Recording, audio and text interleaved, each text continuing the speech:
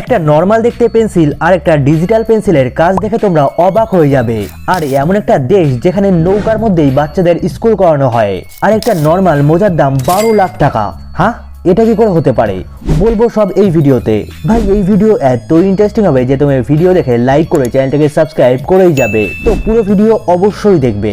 Number 12, ভাই এই জিনিসটা শুনে তো আমার মাথাই খারাপ হয়ে যাচ্ছে, কারণ এখন তো লোক ইন্টারনেট পাগলের মতো ইউজ করে। ফোন, ল্যাপটপ, কম্পিউটার এগুলোর মধ্যেই ঢুকে গেছে। আর এগুলোর ইউজ আজকে এত বেড়ে গেছে যে এভারেজ মানুষ 11 বছরই শুধুমাত্র স্ক্রিন দেখেই কাটিয়ে দেয়। যদিও এখন লোকেদের বেশিরভাগ কাজকর্ম স্ক্রিনের সামনেই হয়ে থাকে, যার জন্য এটা করতেই হয়। বাট তাও এটা অনেক ভয়ঙ্কর যে আমরা আমাদের জীবনের বেশিরভাগ সময়টাই স্ক্রিন দেখেই কাটিয়ে দিচ্ছি। আর এই নাম্বার রকেটের স্পিডে বেড়েই চলেছে। আগের তুলনায় এখন মানুষ 8 থেকে 9 ঘন্টা ফোন ইউজ করেই থাকে। নাম্বার 11, একটা প্লেন দেখে তো অনেকেই বড়ই মনে হয়, বাট একটা নর্মাল প্লেনে 60 থেকে 70 জনই ট্রাভেল করতে পারে। বাট এয়ারবাস 380, যাকে সব থেকে বড় প্যাসেঞ্জার এয়ারবাস মানা হয়ে থাকে, ওতে 853 জন একবারে ট্রাভেল করতে পারে। বাট আমি এমন একটা প্লেনের কথা বলবো যেখানে এর থেকেও বেশি মানুষ ট্রাভেল করতে পারে। বোয়িং 747 1088 জন প্যাসেঞ্জারকে একবারে নিয়ে উড়ে গেছিল, যেটা আজ পর্যন্ত সব থেকে বেশি প্যাসেঞ্জার বহনকারী প্লেন নামে ওয়ার্ল্ড রেকর্ড করেছে। আর এই ব্যাপারটা 1991 সালের, যখন এত পরিমাণে ইথিওপিয়ান লোক ইসরায়েল যাচ্ছিল। নাম্বার 10, ভাই তুমি যদি জানতে চাও যে তোমার সামনের মানুষটা কেমন, তো তাহলে তুমি এই জিনিসটা করতে পারো। তুমি খেয়াল করে দেখতে পারো সে কোন জিনিসের উপর হাসছে। যদি সে কারো ছেঁড়া জামা কাপড় কিংবা গরিব মানুষ দেখে হাসছে, তাহলে 100% গ্যারান্টি সে কোনো ভালো মানুষ হতেই পারে না।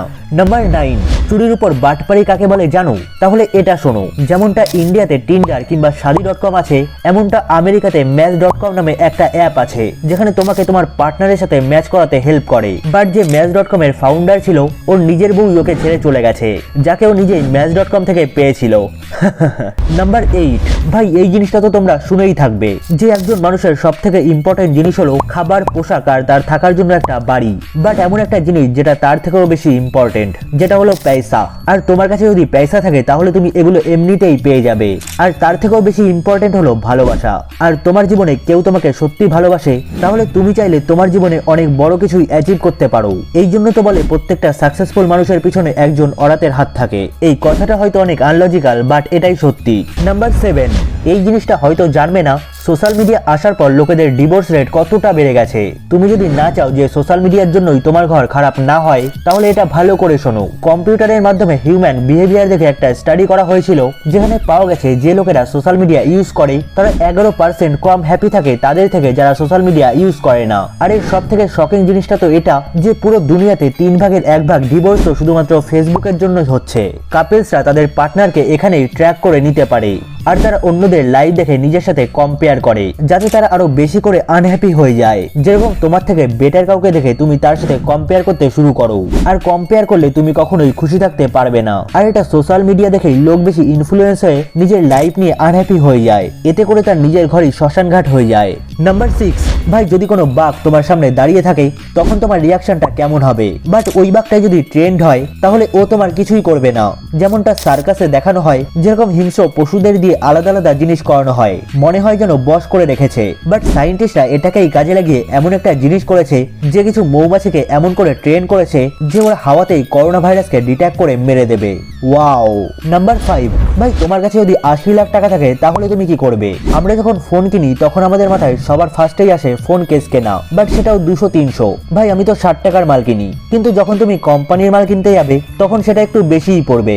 বিশেষ করে সেটা যদি হয় আইফোনের কেস, তাহলে এর দাম পড়বে 2000 থেকে 3000 টাকা। বাট এই কেস যার দাম তো 80 লাখ টাকা, এত দাম তো গোল্ড আইফোনের দামও পড়ে না। বাট এর পিছনে এমন লাক্সারি আইটেম শুধুমাত্র না, এটা অনেক ভ্যালুও অ্যাড করে। আর এই ফোন কেস যে কিনবে তার অলমোস্ট সব টাকাটাই ডোনেট করা হয়। নাম্বার 4, আমাদের সাথে অনেক সময় এটা হয় যে আমাদের দুটো মোজার মধ্যে একটা কোথাও হারিয়ে যায়। বাট এই মোজা যেটা তুমি ভুলেও হারাতে চাইবে না, কারণ এই মোজার একটার দাম হলো 6 লাখ টাকা, যার এক জোড়ার দাম হলো 12.5 লাখ টাকা। আর যদি ভুল করেও একটা হারিয়ে যায় তাহলে তোমার 6 লাখ টাকা চুনা। আর এর কারণ হলো সার্ভেল্ট নামের একটা ফেব্রিক দিয়ে বানানো হয়েছে, যেটা দুনিয়ার সব থেকে দামি ফেব্রিক মানা হয়, কারণ এটা নিউজিল্যান্ডের লাল হরিণের চামড়া দিয়ে বানানো হয়। এর থেকেই ফেব্রিক বের করা হয়, যেটা অনেক বেশি এক্সপেন্সিভ হয়ে থাকে, আর এটা তাড়াতাড়ি খারাপও হয় না। নাম্বার 3, লেজার লাইট তো দেখে অনেক অ্যামেজিং লাগে, বাট এটা যখন তোমার ফোনের উপর পড়বে তখন তোমার ফোনের ক্যামেরাকে পার্মানেন্ট ড্যামেজ করে দেবে। আর সেটা যদি হয় আইফোন, তাহলে তার চান্সেস তো আরো বেশি থাকে, কারণ লেজার লাইটে হাই এনার্জি ডেন্সিটি থাকে যেটা ক্যামেরার সেন্সারে আঘাত করে, আর ক্যামেরার উপরে এইরকম দাগ দাগ হয়ে যায়, কারণ ক্যামেরার যে সেন্সার সেটা অনেক বেশি সেন্সিটিভ হয়ে থাকে। নাম্বার 2, আমরা বেশিরভাগ সময় দেখে থাকি যে পেন্সিল হয় ওটা হেক্সাগন শেপে হয়, বাট পেন হলো সার্কেল শেপেই হয়। আর এর পিছনে বড় একটা কারণ আছে। পেন্সিলকে এই শেপে বানানোর সব থেকে বড় কারণ হলো এই শেপে বানালে পেন্সিল অনেক বেশি স্ট্রং হয় আর এটা সহজে ভাঙেও না। আর সেকেন্ড কারণ হলো এই শেপে কাট করা অনেক বেশি ইজি হয়ে থাকে কম্পেয়ার টু রাউন্ড শেপ। আর যেরকম দেখতে পারো গোল পেন্সিলের থেকে হেক্সাগন কম জায়গার মধ্যে ফিট হয়ে যায়, আর রাউন্ডওয়ালা দেখো তো কতটা বেশি জায়গা নিয়ে থাকে, আর এটা চৌকো শেপেও করে না, তাহলে এটা দিয়ে লিখতে অনেক বেশি কষ্ট হবে, তাই এটার মিডিল পজিশন অর্থাৎ হেক্সাগনই করা হয়। আর এরপর পেনের কথা বললেই পেন তো কাঠ দিয়ে নয় বরং প্লাস্টিক দিয়ে তৈরি হয়, তাই এটা রাউন্ড শেপে করতেও বেশি প্রবলেম হয় না, তাই এটাকে সিম্পল রাখার জন্য এটাকে রাউন্ড শেপই দেওয়া হয়। নাম্বার 1, ভাসমান স্কুল। ভাই আমাদের এখানে কিংবা নর্মাল জায়গায় তো এইরকম বিল্ডিং এ বাচ্চাদের স্কুল বানানো হয়, বাট যদি বাংলাদেশে দেখো তাহলে তোমরা এইরকম নদীর উপর ভাসমান স্কুলও দেখতে পাবে, কারণ বাংলাদেশের 70%-এরও বেশি জায়গা নদীর মাত্র 1 মিটারের কম উপরে, তাই এখানে অনেক বেশি বন্যা হয়ে থাকে বৃষ্টির সিজনে। আর হিমালয়ের বরফ গলাতেও এখানে অনেক বেশি প্রবলেম ক্রিয়েট হয়। প্রতি বছর বন্যাতে প্রায় 5 ভাগের 1 ভাগ জমি জলের নিচেই থাকে। বাংলাদেশের পপুলেশন 165 মিলিয়নেরও বেশি, যার মধ্যে 32% 15 বছরের নিচে, মানে লাখ লাখ শুধুমাত্র বাচ্চাই, যাদের এডুকেশন বন্যার টাইমে বন্ধ হয়ে যায়। এই জন্য এখানে মানুষ এক অসাধারণ আইডিয়া লাগিয়েছে, যেটা হলো নদীর উপর বোটিং স্কুলের আইডিয়া, যেখানে সোলার প্যানেলে কারেন্টও পাওয়া যায়, যেটার সাহায্যে অনেক দিন পর্যন্ত এখানে থেকে পড়াশোনাও করতে পারে। ভাই এগুলো জেনে তো তোমরা খুব এনজয় করলে, বাট আরো এনজয় করতে চাইলে এই ভিডিওতে ক্লিক করো। তো দেখা হচ্ছে পরে এই ভিডিওতে।